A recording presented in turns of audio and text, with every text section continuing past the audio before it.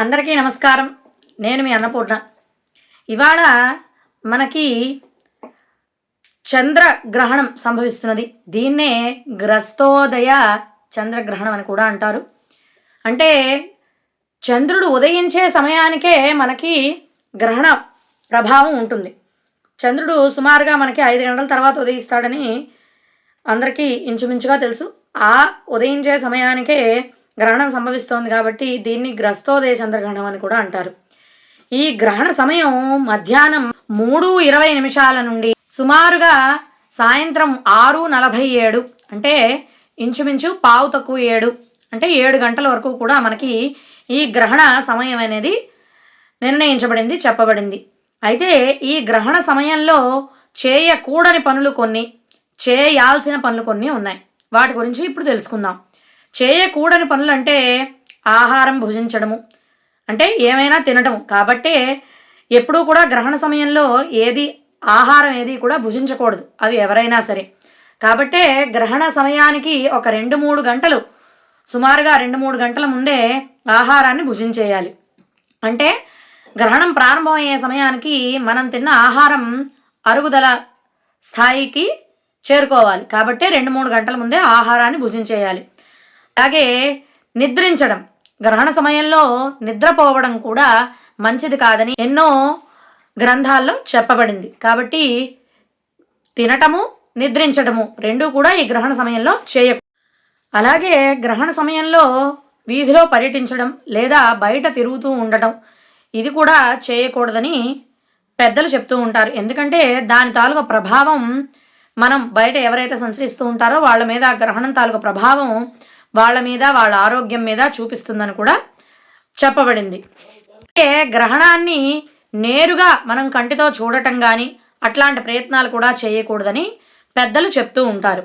కాబట్టి ఇవేవి కూడా మనం గ్రహణ సమయంలో చేయకూడని పనులు. ఇప్పుడు చేయాల్సిన పనుల గురించి తెలుసుకుందాం.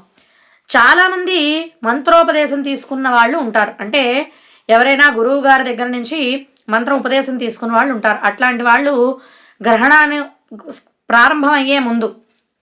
అట్లాంటి వాళ్ళు గ్రహణం ప్రారంభమయ్యే సమయానికి పట్టు స్నానం అని, అలాగే గ్రహణం పూర్తయిపోయిన తర్వాత విడుపు స్నానం అని ఆచరిస్తారు. అవి ఇవాళ 3:15 గ్రహణ పట్టు స్నానము మరియు విడుపు స్నానం 6:40 విడుపు స్నానము ఆచరించాలి. ఈ పట్టు స్నానం చేసిన తర్వాత వాళ్ళు ఏదైతే మంత్రం ఉపదేశం తీసుకున్నారో ధ్యానం చేయడం, దాన్ని పఠించడం వల్ల చాలా విశేషమైన ఫలితం ఉంటుంది. అంటే ఈ గ్రహణ సమయంలో ధ్యానాలు, ఏదైనా స్తోత్ర పారాయణలు, అలాగే తీసుకున్న ఏవైనా మంత్రాల్ని, ఆ మంత్రం ఏదైతే ఉపదేశం తీసుకున్నారో దాన్ని జపం చేసుకోవడం చాలా విశేషమైన ఫలితం ఇస్తుందని కూడా చెప్పబడింది. అలాగే ఏదైనా మంత్రం ఉపదేశం తీసుకోని వాళ్ళైనా పంచాక్షరి కానీ, అష్టాక్షరి కానీ, అమ్మవారి మంత్రం కానీ, ఓం శ్రీమాత్రే నమః అని కానీ, ఓం నమః శివాయ అని కానీ, ఓం నమో నారాయణాయ అని కానీ, ఏ మంత్రాన్నైనా సరే జపం చేసుకోవడం వల్ల ప్రతిరోజు మామూలుగా మనం చేసేదానికన్నా గ్రహణ సమయంలో చేస్తే దానికి రెట్టింపు ఫలితం ఉంటుందని కూడా చెప్పబడింది. కాబట్టి ఈ గ్రహణ సమయంలో ఎవరైనా ఇలా పారాయణ చేసుకోవాలి, జపం చేసుకోవాలనుకున్న వాళ్ళు చేసుకోవచ్చు. అలాగే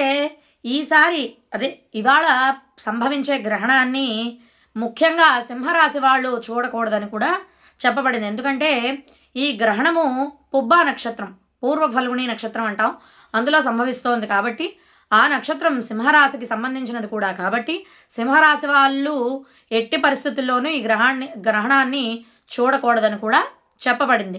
కాబట్టి ఏవైతే మనం ఈ విషయాలని చేయాల్సినవి, చేయకూడనివి ఏ పనులైతే చెప్పుకున్నామో వాటన్నిటినీ కూడా ఆచరించుకొని ఈ గ్రహణ సమయంలో చక్కగా స్వామివారు కానీ, అమ్మవార్లు కానీ ఏదైనా నామాన్ని జపించుకోవాలనుకున్న వాళ్ళు పట్టు స్నానం చేసుకొని, అలాగే ఈ జపాలని చేసుకొని విడుపు స్నానం చేసి ఈ గ్రహణ సమయాన్ని అందరూ కూడా సద్వినియోగం చేసుకుంటారని తెలియజేస్తున్నాను.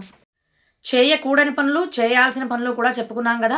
కాబట్టి చేయకూడని పనులను మానుకొని చేయాల్సిన పనులు మీకు అవకాశం ఉంటే తప్పకుండా చేసుకొని అందరూ కూడా ఈ వీడియోని సద్వినియోగం చేసుకొని ఆచరించుకుంటారని మనస్ఫూర్తిగా తెలియజేస్తున్నాను. కాబట్టి అలాగే అందరూ నా ఛానల్ని లైక్ చేసి, షేర్ చేసి, సబ్స్క్రైబ్ చేసి ఇలాగే సపోర్ట్ చేస్తూ ఉంటే ఇంకా ఎన్నో మంచి విషయాల్ని మీ ముందు ఉంచే ప్రయత్నం చేస్తానని కూడా తెలియజేస్తున్నాను. ధన్యవాదాలు. నమస్కారం. నేను మీ అన్నపూర్ణ.